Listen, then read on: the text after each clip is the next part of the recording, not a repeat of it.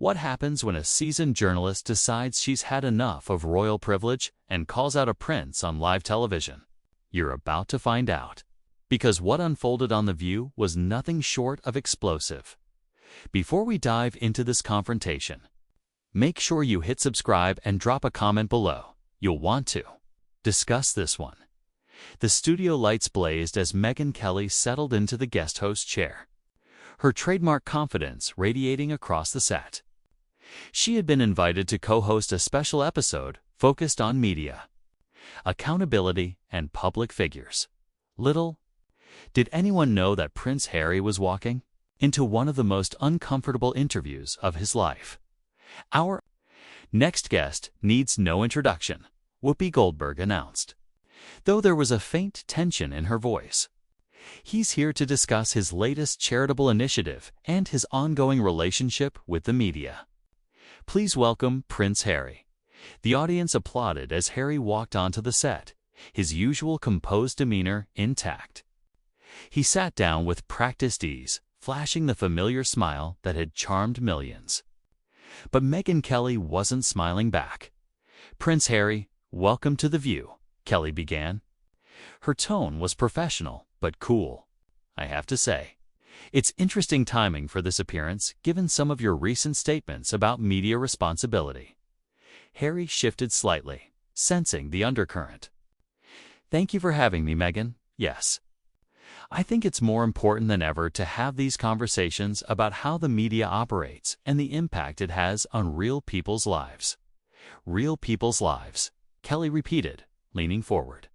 "That's fascinating. Coming from someone who has made a career out of selling those very personal stories to the highest bidder.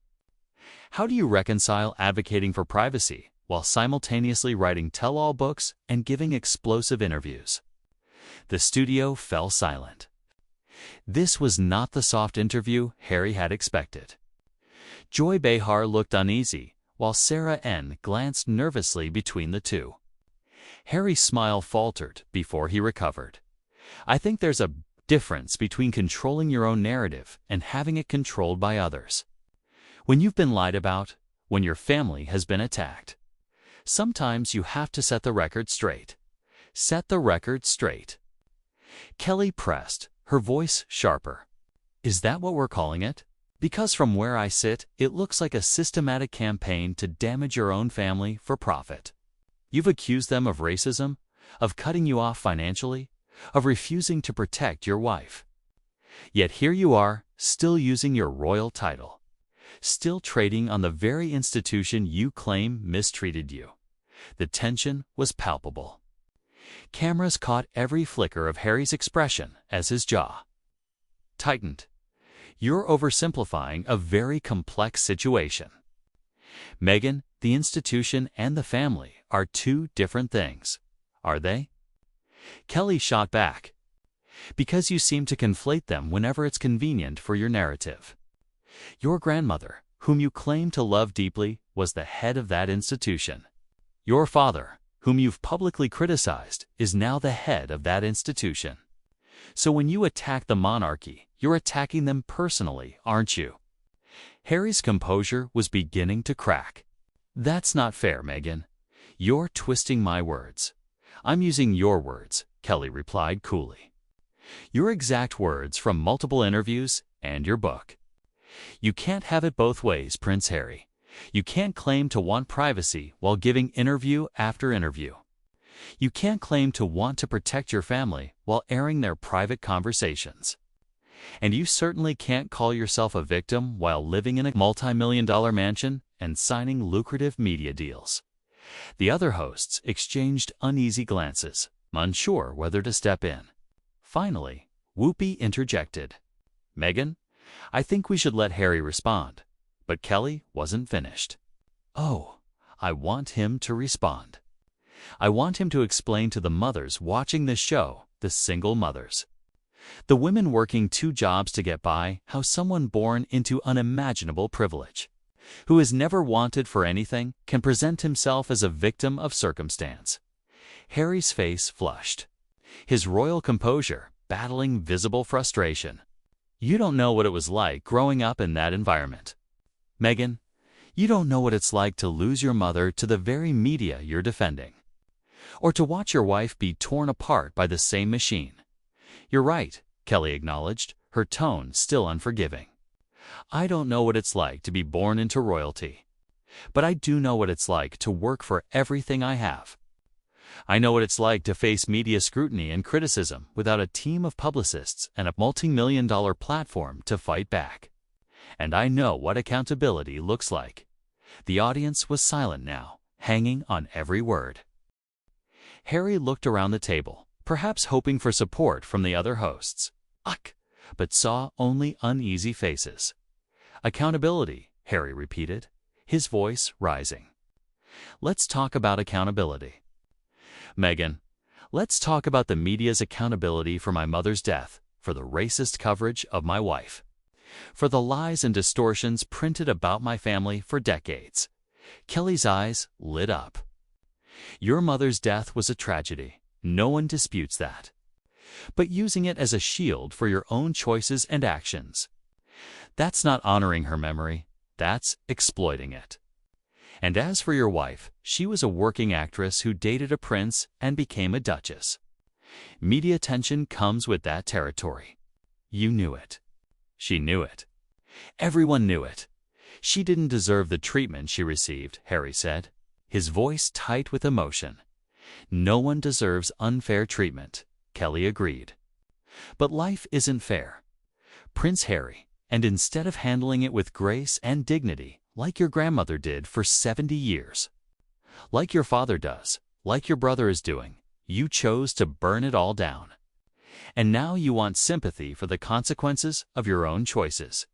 Harry's hands clenched in his lap, his composure gone. Now you think you know everything, don't you, Megyn? You sit here in your ivory tower, judging people you've never met, situations you've never lived.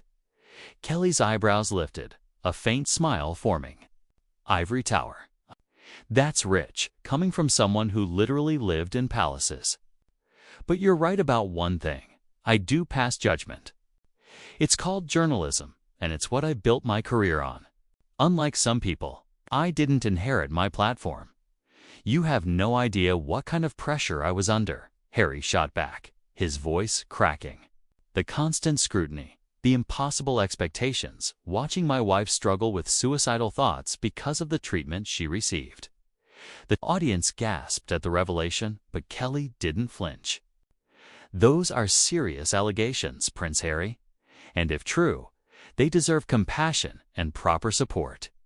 But using them as a weapon to attack your family publicly, that's not seeking help, that's seeking revenge. Joy Behar finally spoke up.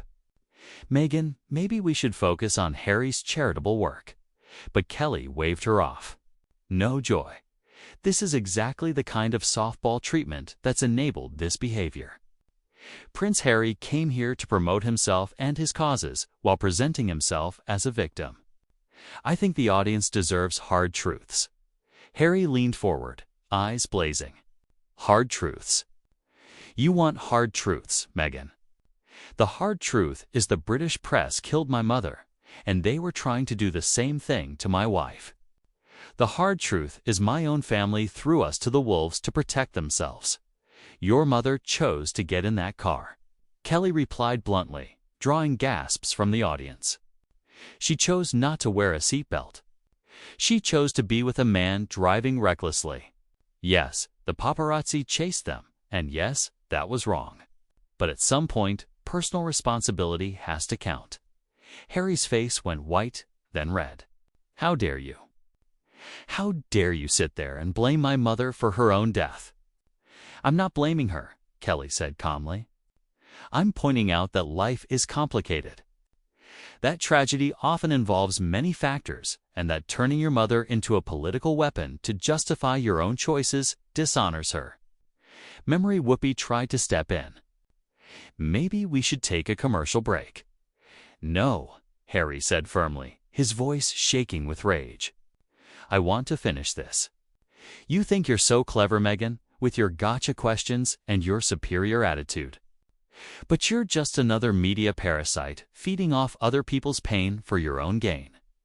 Kelly's smile widened. There it is. The real Prince Harry. Not the grieving son. Not the protective husband. The entitled man-child who can't handle being challenged. Do you know the difference between us, Prince Harry? When I'm criticized, when I make mistakes, I don't write a book about it. I don't go on a global media tour. I don't blame my family. I take responsibility and move on. You have no idea what you're talking about, Harry sputtered, losing control of the narrative he had expected to steer. Don't I? Kelly leaned back, utterly in control. Here's what I see. A man who had everything handed to him, a platform to do incredible good in the world. And instead of rising to that challenge, instead of honoring the legacy you inherited, you tore it all down because you couldn't handle sharing the spotlight with your brother. This has nothing to do with William, Harry protested, though his voice lacked conviction. Everything has to do with William, Kelly pressed. He's the heir. You're the spare, and you've never gotten over it. Your whole life has been defined by that dynamic. Instead of finding your own path, you chose to burn the whole thing down. Your book, your interviews, your endless complaints, they all come back to one thing: resentment that your brother was born first. Harry shot to his feet, his chair scraping loudly against the floor. I don't have to sit here and listen to this. Actually, you do, Kelly said evenly, still seated. You booked this appearance. You came here to sell your narrative. But narratives cut both ways. And right now, the story is about a privileged man who can't handle criticism. Harry, please sit down, Sarah N. urged softly. Let's try to have a civil conversation. Civil. Harry snapped, chest heaving. There's nothing civil about this. She's ambushing me, twisting my words, attacking my family. I'm asking you questions, Kelly replied calmly. The same questions millions of people are asking. If you can't answer them, if you can't defend your choices without throwing a tantrum, maybe you shouldn't be doing interviews at all. You think this is a tantrum? Harry's voice grew louder. You think standing up for my wife, for my children, for my mother's memory is a tantrum? I think using them as shields while you attack everyone else is cowardly, Kelly shot back. I think trading on their pain for profit is despicable. And I think hiding behind victimhood while living as one of the most privileged men on earth is pathetic. The room fell silent, the tension heavy. Harry's eyes darted around the table, wild, searching for an ally or an exit. You know what, Megyn? He said at last, his voice dropping to a dangerous whisper. You're everything that's wrong with modern media. You're cruel. You're heartless. And you're exactly the kind of person who made my life hell growing up. Kelly nodded thoughtfully. And you, Prince Harry, are everything that's wrong with modern celebrity culture. You want the benefits of fame without the responsibility. You want sympathy without accountability. You want to be seen as a victim while living like a king. The words landed like a gauntlet. Harry's face flickered through rage, hurt, and disbelief before settling into something cold. Slowly, deliberately, he sat back down. You want to play this game, Megyn? He said quietly, his tone darker than before. Fine. Let's talk about accountability. Yours. How many lives have you destroyed with your reporting? How many families torn apart for ratings? For the first time, Kelly's confidence faltered. I report the truth, Prince Harry. Something you seem allergic to. Harry let out a bitter laugh. Truth, is that what you call it when you spend weeks attacking a grieving family? When you turn tragedy into entertainment? You talk about my mother like she was some reckless teenager, instead of a woman hunted by photographers who saw her as nothing but a commodity. Your mother was a grown woman who made choices, Kelly insisted, though her voice had lost some of its edge. My mother was 36, Harry said, his voice gaining force. She was trying to rebuild her life after a marriage destroyed by an institution that cared more about appearances than people. She was stalked, harassed, commodified every single day. And when she died, people like you turned it into a story, into content. Something to dissect for public consumption. Whoopi leaned forward gently. Harry, I think we all understand your pain. Do you? Harry shot back, eyes blazing. Because Meghan just told a national audience my mother was responsible for her own death. She sat there in her chair and reduced one of the most traumatic events in modern royal history to a lecture on personal responsibility. Kelly shifted uncomfortably. I didn't say she was responsible. I said multiple factors were involved. You said she chose to get in that car, Harry countered sharply. You said she chose not to wear a seatbelt. You reduced her final moments to a series of bad decisions, instead of acknowledging that she was running for her life from the very media machine you represent. The audience was transfixed now, watching as the balance shifted. Harry regaining ground while Kelly began to look less certain. And you want to talk about my book, my interviews? Harry continued, his voice rising with conviction. At least I'm telling my own story. At least I'm speaking my truth, Harry said, instead of letting others define me. You've built a career on telling other people's stories, often without their permission, often without their consent. Joy Behar tried to ease the tension. Well, that's what journalists do, Harry, is it? Harry turned sharply to her. Is that what journalism is?